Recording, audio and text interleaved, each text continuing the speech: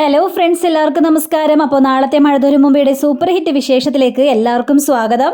അങ്ങനെ നമ്മുടെ സ്റ്റാലിനെ ഇട്ട് പൊളിച്ചെടുക്കുകയാണ് ബാലചന്ദ്രൻ. അപ്പോൾ ബാലചന്ദ്രനോട് ചോദിക്കുകയാണ്, എങ്ങനെയാണ് അലീനയെ തിരിച്ചറിഞ്ഞത്?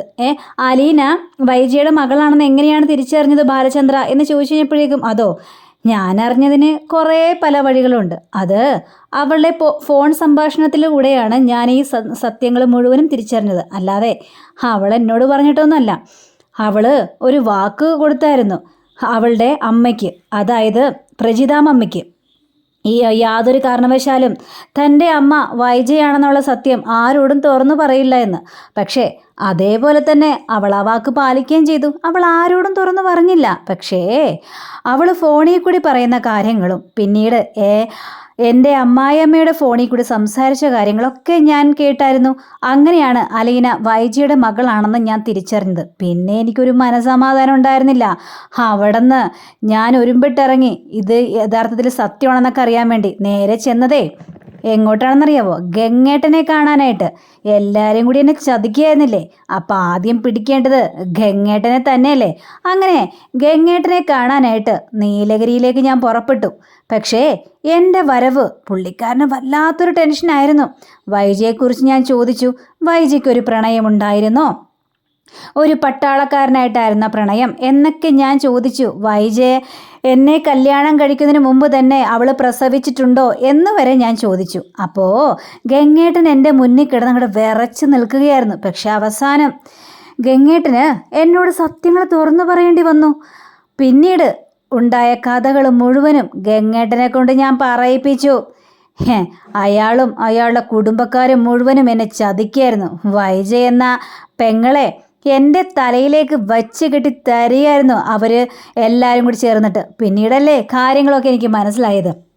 പിന്നീട് സ്റ്റാലിൻ എന്ന് പറഞ്ഞ ഒരാളായിട്ട് പ്രണയത്തിലുണ്ടായിരുന്നെന്നും അത് പട്ടാളത്തിലാണ് വർക്ക് ചെയ്തിരുന്നതെന്നും അവർ പ്രണയത്തിലായി. അവർക്കിടയിൽ അങ്ങനെ പിരിയാൻ പറ്റാത്തൊരു സംഗതി ഉണ്ടായി. അങ്ങനെ വൈജ ഗർഭിണിയായെന്നും വൈജ ഗർഭിണിയായ വിവരം ആരെയും അറിയിക്കാതെ കൊണ്ടുകൊണ്ട് നടക്കുകയായിരുന്നെന്നും അങ്ങനെ വൈജ പ്രസവിച്ചതിന് ശേഷം ആ കുഞ്ഞിനെ ഓർഫനേജിലേക്ക് കൊണ്ടുപോയി വിടുകയും അതിനുശേഷം കുഞ്ഞ് മരിച്ചുപോയെന്നുള്ളൊരു കാര്യം വൈജയോട് പറയുകയായിരുന്നു എന്ന് ഗംഗേട്ടൻ മുഴുവൻ സത്യങ്ങളും തന്നോട് പറഞ്ഞുവെന്നും ബാലചന്ദ്രൻ പറയാം. ഇതെല്ലാം കേട്ട് ഈ സ്റ്റാൻലി ആണെങ്കിൽ ആകെ വിറച്ചിങ്ങ് നിൽക്കുകയാണ്. അപ്പോഴേക്കും ബാലേന്ദ്രനാണെങ്കിൽ വിറച്ചിട്ട് രക്ഷയില്ല. ബാലേന്ദ്രൻ കൈ ചൂണ്ടി ഒരു തോക്കെന്ന രീതിയിൽ തന്നെ പറയാം, ഞാനന്ന് നീലഗിരി പോയി മടങ്ങുന്ന സമയത്ത് താൻ എൻ്റെ കൺമുന്നിലെങ്ങാനും വന്ന് പെട്ടായിരുന്നെങ്കിൽ സ്റ്റാൻലി, തന്നെ ഞാൻ വെടിവെച്ച് തീർത്താനായിരുന്നു. ആ നിമിഷം തന്നെ ഞാൻ ഷൂട്ട് ചെയ്യും. പക്ഷേ ഇതൊന്നും കേട്ടിട്ട് സ്റ്റാൻലിക്ക് വലിയ പേടിയൊന്നും തോന്നില്ല. കാരണം പട്ടാളത്തിൽ വലിയ ആളായിരുന്നല്ലോ സ്റ്റാൻലി. അപ്പോൾ ഇങ്ങനൊരു കാര്യമൊക്കെ പറയുമ്പോൾ അതൊന്നും വലിയ സീരിയസ് ആയിട്ട് നമ്മുടെ സ്റ്റാൻലി ഒന്നും എടുക്കുന്നില്ല. അപ്പം തന്നെ സ്റ്റാൻലി പറയുകയാണ്, എനിക്ക് എൻ്റെ മോളെ ഒന്ന് കാണണം, എനിക്ക് കാണാൻ പറ്റുമോ, എനിക്ക് അവളെ കാണുന്ന അതിയായ മോഹം ഉണ്ടെന്നൊക്കെ പറഞ്ഞപ്പോഴേക്കും, ഓഹോ അത് ശരി, അപ്പോൾ നിങ്ങൾക്ക് നിങ്ങളുടെ മകളെ കാണുമല്ലേ? അതേ ബാലേന്ദ്ര, എൻ്റെ മകള് എവിടെയുണ്ടെന്നും ആരാണെന്നൊക്കെ അറിയിക്കാൻ വേണ്ടിയല്ലേ താൻ എന്നെ തേടി വന്നത്. അപ്പോൾ പിന്നെ എനിക്ക് എൻ്റെ മോളെ കാണണ്ടേ? എൻ്റെ മോളെ എനിക്ക് കണ്ടേ മതിയാവുള്ളൂ. പക്ഷേ ഇതേ സമയം തന്നെ നമ്മുടെ ഗോവർദ്ധൻ അവിടെ എത്തി. പക്ഷേ ഗോവർദ്ധൻ അകത്തേക്ക് കയറാൻ ഒരു ഭയം. അതുകൊണ്ട് തന്നെ ഏതായാലും ബാലേട്ടൻ ഇറങ്ങി വരട്ടെ, അതിന് ശേഷം ഇനി അകത്തേക്ക് കയറിയാൽ മതി. നമ്മൾ ആരോടൊന്നും പറയാതെ അകത്തേക്ക് കയറി ചെല്ലുന്നത് വളരെ മോശമായ കാര്യമാണ്. അവരെന്തെങ്കിലും രഹസ്യമായിട്ട് സംസാരിക്കുകയായിരിക്കും. അതൊന്നും താൻ കേൾക്കാനിടയാവണ്ട. ഏതായാലും പുറത്ത് തന്നെ നിൽക്കാമെന്നൊക്കെ വിചാരിച്ചുകൊണ്ട് ഗോവർദ്ധൻ പുറത്ത് തന്നെ നിൽക്കുകയാണ്. അപ്പോൾ നമ്മുടെ ബാലേന്ദ്രനാണെങ്കിൽ ഡയലോഗ് അവിടെ നിർത്തിയിട്ടില്ല. ഡയലോഗ് അടിച്ചങ്ങോട്ട് പറയുകയാണ്, ശരിയാ, അലീനയുടെ അച്ഛൻ ആരാണെന്ന് കണ്ടെത്താൻ വേണ്ടി തന്നെയായിരുന്നു എൻ്റെ പരക്കം പാച്ചിൽ. ഒടുവിൽ സ്റ്റാലിനിയുടെ മുന്നിൽ തന്നെ ഞാൻ എത്തി. പക്ഷേ അലീനയെ ഞാൻ വെറുത്തിട്ടോ മടുത്തിട്ടോ ഒന്നും അല്ല. പക്ഷെ അവൾ പറയാണ് എനിക്ക് ആ വീട്ടിൽ നിന്ന് ഇറങ്ങി പോകണമെന്ന്. അത് ഞങ്ങളെ വെറുത്തിട്ടുമല്ല, വൈജ തിരിച്ചെത്താൻ വേണ്ടി. വൈജ ഇപ്പോൾ വീട്ടിലില്ല. ഞങ്ങളോടൊക്കെ പിണങ്ങി വഴക്കിട്ട് അലീന കാരണമാണ് ആ കുടുംബത്തിൽ അത്രയും പ്രശ്നം വരാനുള്ള കാരണമെന്ന് പറഞ്ഞുകൊണ്ട് വൈജയുടെ ആങ്ങളമാരുടെ വീട്ടിൽ പോയി നിൽക്കുകയാണ്. അവളെ തിരിച്ചു കൊണ്ടുവരാൻ വേണ്ടിയാണ് അലീന ആ വീട് വിട്ട് ഇറങ്ങാൻ വേണ്ടി റെഡിയായിട്ട് നിൽക്കുന്നത്. അപ്പോൾ പിന്നെ എനിക്കൊരു സൊല്യൂഷനേ ഉണ്ടായിരുന്നുള്ളൂ, നിങ്ങളെ കണ്ടെത്തുക. സ്വന്തം അച്ഛൻ്റെ കയ്യിൽ മകൾ സുരക്ഷിതമായിട്ടിരിക്കണ്ടേ. അപ്പം അതിനു വേണ്ടി തന്നെയാണ് നിങ്ങളെ ഞാൻ കണ്ടെത്തിയതും നിങ്ങളുടെ കയ്യിൽ അലീനയെ ഏൽപ്പിക്കുമെന്ന സത്യം ഞാൻ പറയുകയും ചെയ്തത്. ഇനി നിങ്ങൾക്ക് വന്ന് കാണാം, മകളോട് സംസാരിക്കാം. അവൾക്ക് ഇഷ്ടമുണ്ടെങ്കിൽ മാത്രമേ നിങ്ങളുടെ കൂടെ ഞാൻ അവളെ വിടുള്ളൂ. അല്ലെങ്കിലേ അവൾക്ക് എനിക്കൊരു ബാധ്യതയൊന്നുമല്ല. അവൾ എന്നെ വിളിക്കുന്നത് എന്താണെന്നറിയാവോ? അച്ഛ എന്ന്. ആദ്യമായിട്ട് അവൾ അച്ഛാന്ന് വിളിച്ചത് അത് എന്നെയാണ്. എൻ്റെ സ്വന്തം മകളെ പോലെ തന്നെയാണ് ഞാൻ അവളെ നോക്കിക്കൊണ്ടിരിക്കുന്നതും. അതേപോലെ തന്നെ ഒരച്ഛന് കൊടുക്കുന്ന സ്നേഹം മുഴുവനും അവൾ എനിക്ക് തരുന്നുമുണ്ട് എന്നൊക്കെ ഇങ്ങനെ സ്റ്റാലിനോട് പറയാം. അപ്പോൾ സ്റ്റാലിൻ ഇതെല്ലാം കേട്ടിട്ട് ഇങ്ങനെ അതിശയത്തോട് നിൽക്കുക. അപ്പോൾ തൻ്റെ മകൾ അത്രയ്ക്ക് നല്ല മകളാണോ എന്ന് വരെയും സ്റ്റാലിൻ അവിടെ ചിന്തിക്കുന്നുണ്ട്.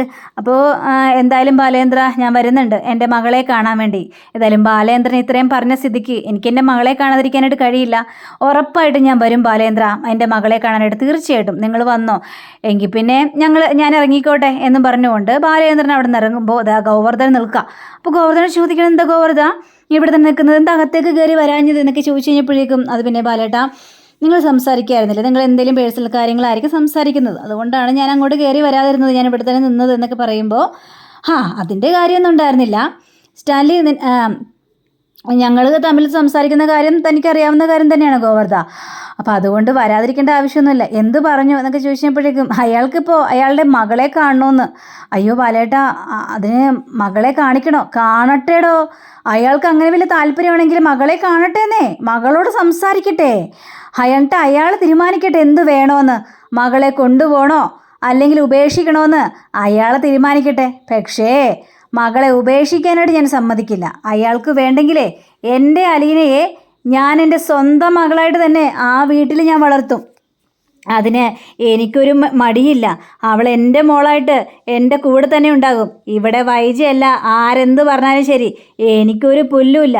ഇപ്പം നമ്മുടെ കൈവെള്ളയിൽ കിട്ടിയിരിക്കുന്നതേ സ്റ്റാൻലിയാണ്. അയാളുടെ ഒരു പെർഫോമൻസും കാര്യങ്ങളൊക്കെ കഴിയട്ടെ, അതിന് ശേഷം വൈജയെ പിടിക്കുന്നുണ്ട് ഞാൻ. വൈജയെ അറിയണ്ടേ സത്യങ്ങളൊക്കെ, അവൾ ഒരുപാട് കിടന്ന് നെഗളിക്കുന്നുണ്ടല്ലോ എന്നും പറഞ്ഞുകൊണ്ട് ഇവർ വണ്ടി കയറി നേരെ പോവാ. അപ്പോൾ അലീന കാത്തു നിൽക്കുന്നുണ്ടായിരുന്നു. അപ്പോൾ വണ്ടിയുടെ ശബ്ദം കിട്ടുന്നപ്പോഴേക്കും അലീന ഓടി വരുന്നിട്ട് അച്ഛ എന്നൊക്കെ പറഞ്ഞുകൊണ്ട് വിളിക്കുകയാണ്. അപ്പോഴേക്കും ഗോവർദ്ധൻ പോയി കഴിയുകയും ചെയ്തു. അച്ഛന് ഏത് ഹോട്ടലാണ് അച്ഛാ പോയത് എന്നൊക്കെ ചോദിച്ചപ്പോൾ ഇതാര് പറഞ്ഞു? അത് പിന്നെ ഗോവർദ്ധൻ അങ്കിളാണ് പറഞ്ഞത്. ഗോവർദ്ധൻ അങ്കിൾ പറഞ്ഞു സ്വർണ്ണക്കാരി വന്നിട്ടുണ്ടായിരുന്നു, അവരോട് സംസാരിക്കാൻ വേണ്ടിയാണെന്നൊക്കെ പറഞ്ഞു. അത് ശരിയാ, സ്വർണ്ണക്കാരി വന്നിട്ടുണ്ടായിരുന്നു, അവരോട് സംസാരിക്കാൻ വേണ്ടിയാണ് പോയത്. എന്നിട്ട് സംസാരിച്ചു അച്ഛാ? സംസാരിച്ചു, ഡീലുകളെല്ലാം ഉറപ്പിച്ചു.